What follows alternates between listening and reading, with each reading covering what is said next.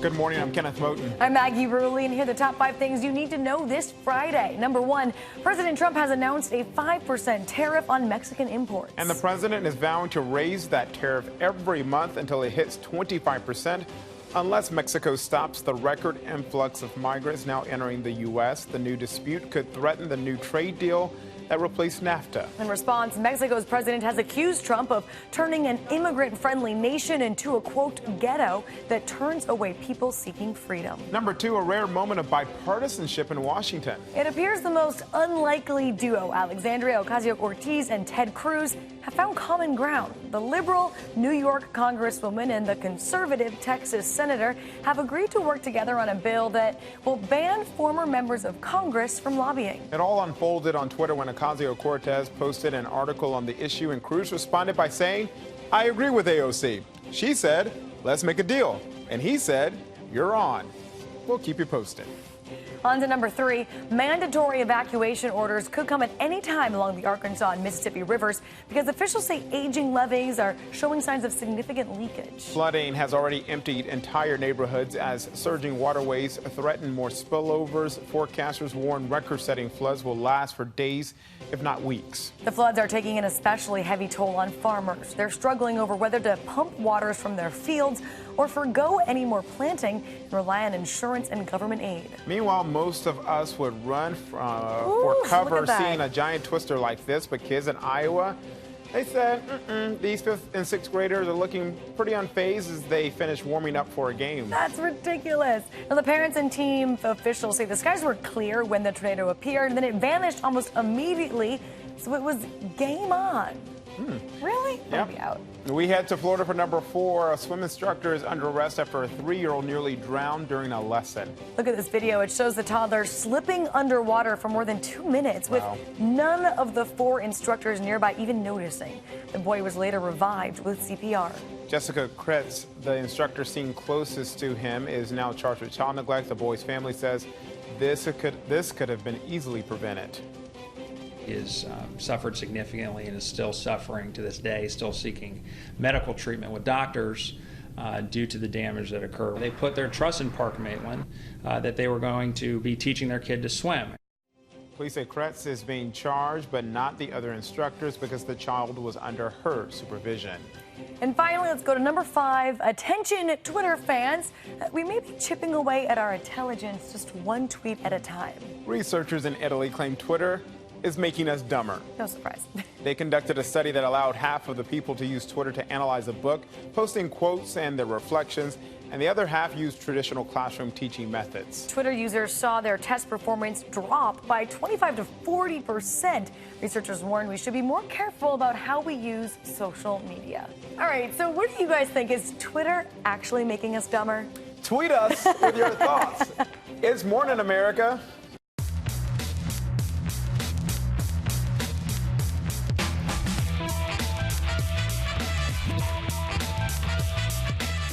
Good Friday morning, everyone. We made it to the end of the week. Can you believe the it? last day of May. I know. We are roaring I'm ready for June. That's like into prime June. of summer. Yeah, and we're just talking about Twitter. And speaking of Twitter, let's get to that big story and a man who knows a lot about it. Feels like Twitter. That social media platform. President Trump is poised to hit Mexico with new tariffs unless the country stops the surge of migrants crossing into the U.S. A 5% tariff on all Mexican goods is set to take effect in 10 days and gradually go up every month.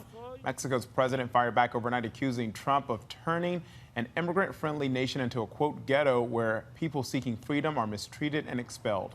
Well, let's bring in our good friend in Washington, Mona Kosar-Abdi. You've been talking about this with us all morning already, but you're going to tell us more about what the new tariff fight could mean for American consumers. Morning, Mona. Good morning. Right, that's important for all of us to know. Well, according to economists, American consumers always end up paying the price of tariffs on imported goods. But the White House says Americans were already paying the cost of illegal immigration. Overnight, the president escalating his immigration fight with Mexico, hours after teasing he was going to, quote, do something very dramatic at the southern border. Trump then delivering that announcement via Twitter, writing, quote, on June 10th, the United States will impose a 5% tariff on all goods coming into our country from Mexico. The president threatening to gradually increase that tariff by 5% on the first of each month until it reaches 25% in October, or the president says until, quote, illegal migrants coming through Mexico and into our country stop. The president's absolutely determined to use the authorities that he has as president to call on the Congress and to call on Mexico to do more to address this humanitarian crisis at our southern border. It is not yet clear how the administration will measure Mexico's progress, but once in effect, the tariff on America's third largest trading partner will take a substantial toll on American businesses who will pass the cost down to American consumers. The trade war will likely hit everything from grocery stores to American cars. The Trump administration's decision has faced swift backlash from both sides of the aisle. Republican Senator Chuck Grassley stating that, quote, this is a misuse of presidential tariff authority. The Democratic-led House Homeland Security Committee tweeting that Trump, quote, has a severe lack of understanding when it comes to both immigration as well as basic economics.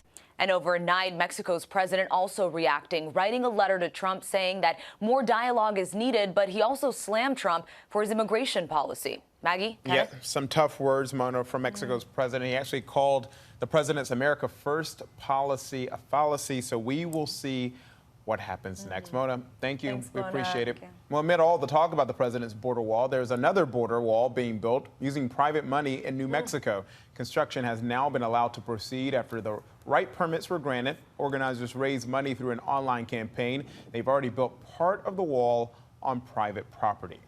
Well, now let's talk about the abortion battle that's been brewing across the country. And this morning, Louisiana is the latest state where an abortion ban has been signed into law. Meanwhile, the final abortion clinic in Missouri is now set to close today. This morning, the last abortion clinic in Missouri is on the brink of shutting down. State health officials are refusing to renew the St. Louis clinic's license, which expires at midnight, until doctors agree to interviews about what the governor is calling a series of deficiencies. Planned Parenthood accuses the state of unlawfully holding up the renewal process. We do not want to be the first state in the nation to lose access to safe, legal abortion, and that's what the state is trying to do. Abortion access is under attack. What do we do? Stand up like that. Protesters marched from the St. Louis Arch to the state offices downtown, where they locked arms and blocked elevators. Governor Carson, shame on you. Unless a judge steps in, Missouri would be the first state without an abortion clinic since 1974. That's 1 year after the Roe v. Wade Supreme Court decision that legalized abortion. Nearly a dozen states, including Louisiana, Ohio, and Georgia, have passed similar laws this year, all designed to meet up at the U.S. Supreme Court and challenge a woman's right to an abortion. Georgia's so-called heartbeat bill could be costly if it goes into effect in January. And it all leads back to here. The state's film and TV industry has been booming, with shows like Stranger Things, Ozark, and The Walking Dead being filmed in Atlanta. According to the governor's office, in 2017, the state spent $2.7 billion in funds that came from TV and movie production. But Netflix now says it will reconsider filming in Georgia if the law goes into effect. Then NBC Universal, CBS, Showtime, Warner Media, and Disney, the parent company of ABC, are also expressing serious concerns. It's interesting to look at the numbers, and the number of abortion clinics in the country has been declining since the 1990s. Now, 6 states, including Missouri, have only 1 clinic left. An arrest has been made in a vicious attack on a New York City Lyft driver. And we showed you this video earlier this week, but this vicious attack happened last week. The beating was captured by the victim's security camera. The suspect, George Catalano, surrendered to police yesterday. He's now charged with assault and reckless endangerment. 16 women are suing the FBI, accusing the Bureau of fostering a, quote, good old boy network at its training academy. The New York Times reports the lawsuit claims the women were subjected to discrimination and sexual harassment. Some of the plaintiffs say they were penalized for doing things that their male colleagues got away with. No comment on that lawsuit, but the FBI told the Times it's committed to fostering a work environment where all employees are valued and respected. Now to the NBA and a night of firsts in Canada's largest city. A lot of firsts. Let's look them in. So Toronto played in, hosted, and won their first ever NBA Finals game outside the U.S. The Raptors took down the 2-time defending champion Golden State Warriors in Game 1 of the series. Now, this hockey crazy town is just 3 wins away from an NBA title, and our friend TJ Holmes was there, is going to be there for us. He's in Toronto right now. Hi, TJ. Hey there, Kenneth and Maggie. Welcome to the North once again, and what a special night for the North. Look, yes, it was their first ever appearance in the NBA Finals. It's the first ever NBA Finals game to take place in Canada, and they got their first ever NBA Finals win. This was a special night for the folks in Toronto that we spent some time with over the past couple of days. The game itself was a back and forth, at least in the first half, but it never felt like Golden State, which has been off for quite some time. They got a lot of times to rest. Remember, they swept Portland in the last series, so they've had some time to rest. Looked a little rusty at times maybe, but still a competitive back and forth game, but they never were able to necessarily break through. The Raptors held a lead, and many times a double-digit lead throughout this game. But the star of the Raptors, of course, we all know is Kawhi Leonard, who helped really on this whole playoff run. But Pascal Siakam, remember that name. You're going to hear a lot about him, but he had a big night, a career night. Spicy Pete is what they call him around here, but he was the one who really showed up for Toronto and helps them get over the top. A special night in here at Scotiabank Arena that you could tell it felt special in here. But yes, it's just game one, but they have plenty to celebrate on this evening as it's a first for this city, for this franchise, and they got their first ever NBA Finals win. So we'll see you for game 2 on Sunday, right back here, 8 o'clock on ABC. Have to get that. I contractually have to tell you guys that. But we'll see you back here for game 2 on Sunday. But the other big part of the game, The biggest part of the game, it's why I tuned really in. was Drake. Drake was there on the sidelines getting into it with Draymond Green from the Warriors. He's so enthusiastic, you almost think he's a player. They're like, oh, no, he's just this man's just a fan. He actually was wearing a throwback jersey from Dale Curry, who happens to be the father of Steph Curry. Oh, snap. And when Dale Curry played for the Raptors back in the day. And he was also had that black sweatband around his what's that arm for? Because he was covering up tattoos that actually pay tribute and honor Steph Curry and the Warriors because he's a fan. But in this case, they're playing against his Raptors. No, not at all. I love all of the elaborate, complicated shade that he was throwing. It was a multi-step platform to make fun of other people, and I really appreciate that about And Drake. the fact that he had to be told to tone it down. Tone it down. Yeah, the head of the NBA was like, dude, you've got to chill on the sidelines. So that leads us to our question of the day. This was him chill, by the way. Is Drake doing too much? I want to answer it. No. No, he's not. The NBA Finals. Mark, stage Turn manager Mark is nodding right now. Yes, he's doing too much. I don't think so. I think he's doing just enough. I'm tuning in. Just to see Drake? Just to see Drake. I love the enthusiasm, the pep. Tell us if Degrassi High is doing too much. Oh my God, I forgot he was on Degrassi High. Tell us if he's doing. Oh my God, I got so excited. My mic wire just popped out. That's how animated Drake makes me, guys. This is why we need Drake. Oh, Drake. I only want to hear answers. And the thing is, he'll get the last word because he'll rap about all of this in a few months. I will listen. Well, coming up, how a popular company pulled a fast one on Wikipedia. Yeah, they tricked the algorithm into giving them free advertising. Brad Milkey will have the details after this.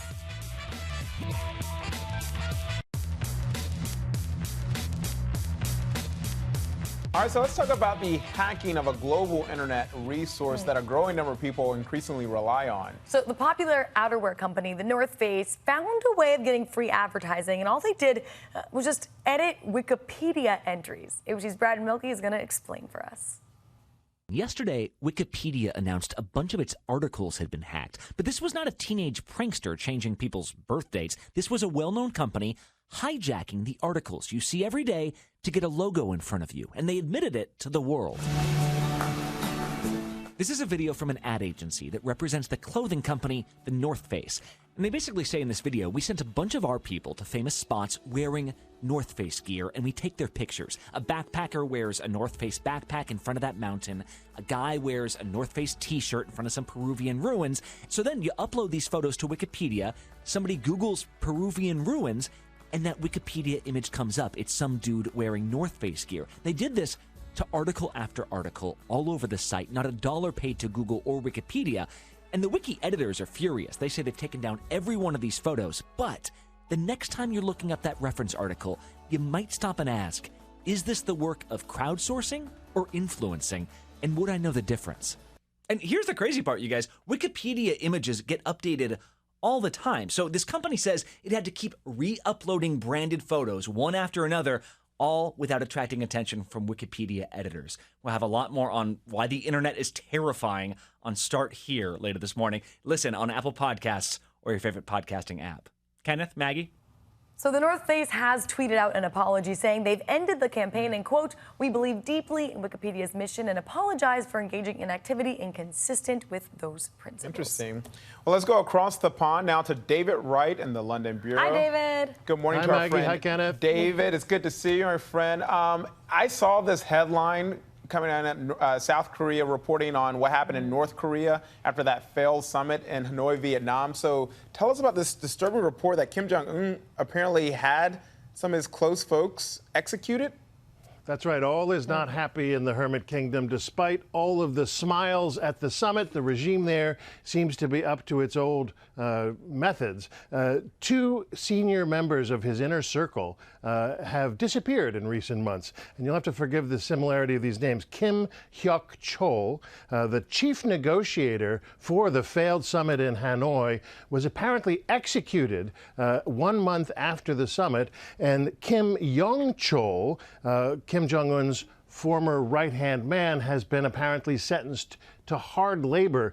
This is, to some extent, reading the tea leaves here, much like it's reading the tea leaves to discern how far along the North Korean nuclear program is. Words like traitor, turncoat, and anti-revolutionary were used to describe these men in official news reports, and stern punishment to describe the punishment meted out to them. But basically, things are not well in North Korea right now. Yeah, but his sister was also part of those negotiations in the summit as well. So I think I heard that she's been told to lie low there. Probably so. She seems to be still around, and as I say, to some extent, this is reading the tea leaves. That country is so closed. Wow.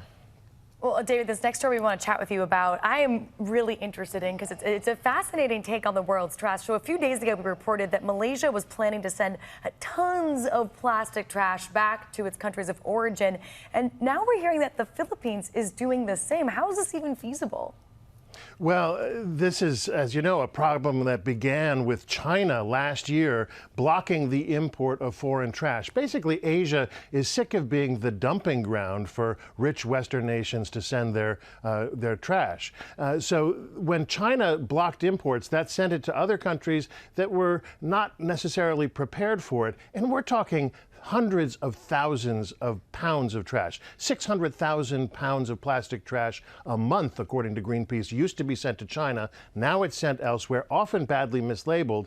The Philippines President Duterte took great relish in sending a container ship filled with trash that they say was improperly labeled back to Canada. That is now on its way back to Canada. Malaysia is threatening to do the same in the U.S. But bottom line, this has become a huge crisis for Western nations who've become used to sending their trash overseas. Now we're going to have to find another accommodation because these countries are now saying, not in my backyard. Yeah, nice little lesson there for all of us. Those numbers who don't know insane. what happens to the trash once it leaves our homes. And now we're seeing this very high-profile example here. Curious to see what the countries like the U.S. do, and also all that plastic lands up back on our shores. Right. David, so a few weeks ago, right, we had the kickoff to the summer concert series in Central Park. I don't know if I saw you there jamming was there dancing. to BTS. Yes, right there. That's gonna be David won Friday. That's it. Friday's done. I'm over. That's all I needed to see. I can't wait for that gift. We're gonna make that into a gift, definitely. So apparently, I heard that you're an expert on many things, including K-pop. Let's hear it. What you got? Not exactly an expert, but I'm a quick study. So, D.O., one of the lead members of a Korean boy band called EXO. I know, Kenneth, you're probably a big fan. Monster, one of their big hits. BTS another big hit. And this one as Coco well. Bop. Well, they're called the kings of K-pop, hugely popular, and yet South Korea has a mandatory national service law. Basically, they have to enlist in the military between ages 18 and 21 for a year and a half to 2 years. And most artists and athletes get exemptions from this, but not D.O., whose real name is Do Kyung-soo. He is enlisting in the South Korean military, doing his compulsory service, and suffice to say, not since Elvis enlisted in the 1950s has there been such an outcry. Wow. I'm just going to give it up for David on that one. Yeah. That was really impressive. I was already impressed with his name, all these Korean peninsula names. The fact that they just roll off your tongue, K-pop David. stars. Also a fascinating story. I'd be curious to see what that would be like in the U.S. David, you're a treat, my friend. Just I one really more? appreciate. Just one more? Break it down for us one more time. No. He's like, no. That's where he crosses the line. See, you pushed yourself, Maggie. No, dang it. David Wright Be cool. a renowned journalist, our friend, and you pushed him. Thank you, sorry, David. We will leave you alone. Now have a great weekend. Have a good one. Bye-bye. All right, so let's check our notifications now, starting with these elementary school kids that you may have seen. They went viral for a mass performance of the country rap crossover hit Old Town Road by Lil Nas X, who then reached out to the school's principal to set this up. Yep, that's Lil Nas X there himself performing at the school. Those kids are blown away. Let's listen in for a moment.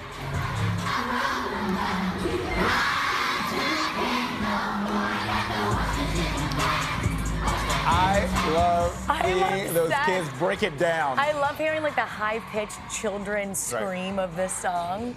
It's amazing. Apparently this is really popular with the kids now. Also, another treat for me, seeing those kids who are doing nothing.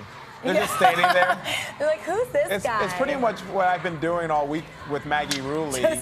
She's been a tornado spinning around me, and I've just been sitting there. That's actually incredibly accurate. Thank you. Hey. This next story is really cool. Yeah. I'm super into it. All right, so IKEA, a brand close to my heart, still all of my furniture is bought there. Look at this. Does this look familiar to you?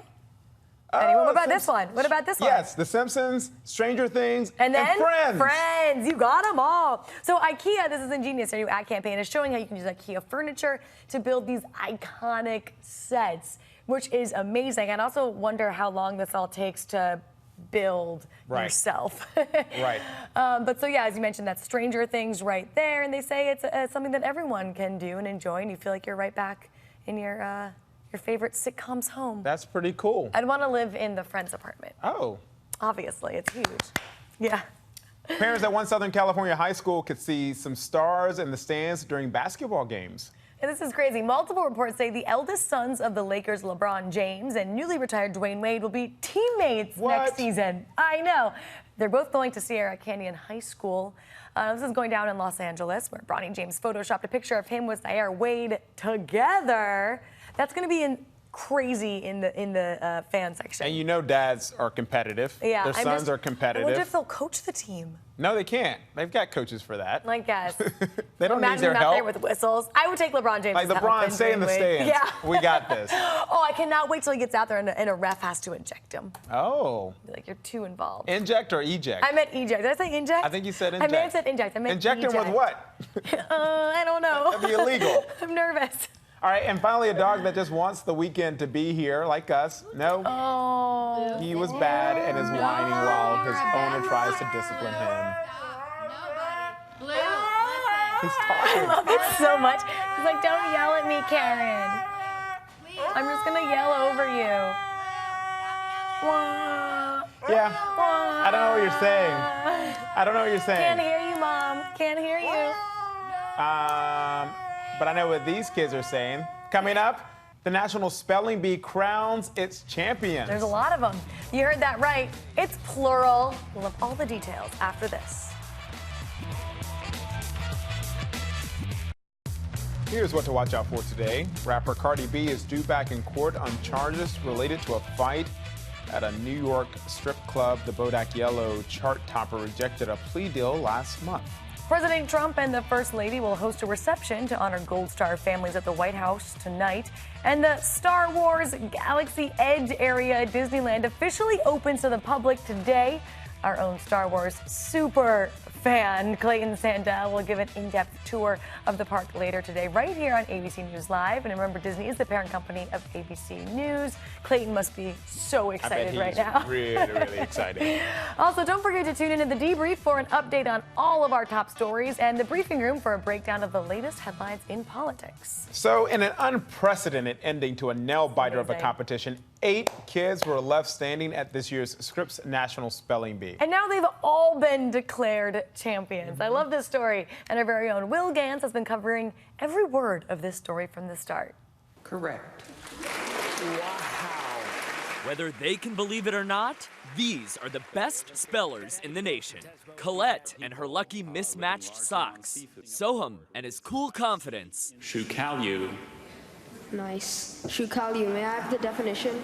The words getting longer and more challenging. Auf, tak, tick, kite. Until finally, Geeltucht. Geeltucht. Oh God. I sound like I vomited. the nerves and those words and the fatigue. Just out of curiosity, would you happen to know what time it is? It's 11:18. Oh, wow.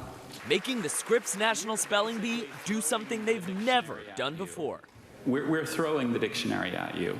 And so far, you are showing this dictionary who is boss. When we get to the end of round 20, we will take an extraordinary step of declaring as co-champions those of you still remaining in the competition. Those youngsters keeping their focus. Hi, Shrutika. Still having fun? Until after 3.5 hours of spelling on stage, history is made. Absolutely incredible. Extraordinary. 8 winners, each spelling 47 words correctly in a row. Rishik, Aaron, Saketh, Shrutika, Soham, Abhishek, Christopher, and Rohan, going down in history as the Elite 8. So they all get the prize money, $50,000 in prize money. You get a trophy. The You get a trophy. They got to share the trophy. They don't all get trophies? No, once a week. You got to send it. You got to send it to the next person. Next person gets it. Could you imagine? It rotates That's so every good. 8 weeks like that. You'll get it. You'll get the trophy back again. I love this story. What an impressive bunch of kids. They spelled 47 words correctly, and half those words I don't think were even real words. They just made up a bunch of letters Here's my together. question, though. Do you believe they really ran out of tough words? I think they all just got tired. They were like, it's after midnight. These kids got to go to bed. These kids got to go to sleep. I love the Because one of the- kid that asked, like, what time is it? Right. Because of the laws, we can't keep children up that late. So we're actually just we're gonna quit now. It's over. So we're going to spell our way out of here and into the weekend. We've had so much fun with Maggie Ruley here this week. Oh, do you mean it? I've been so much fun with you. I do. Janae Norman is back next week to hold it down. You're not going to be here, though. I won't. I'll be on vacation. On vacation. But Janae will be here. Maggie's been here, and it's been great. And I hope you have a great weekend. Bye, y'all. Have a good one.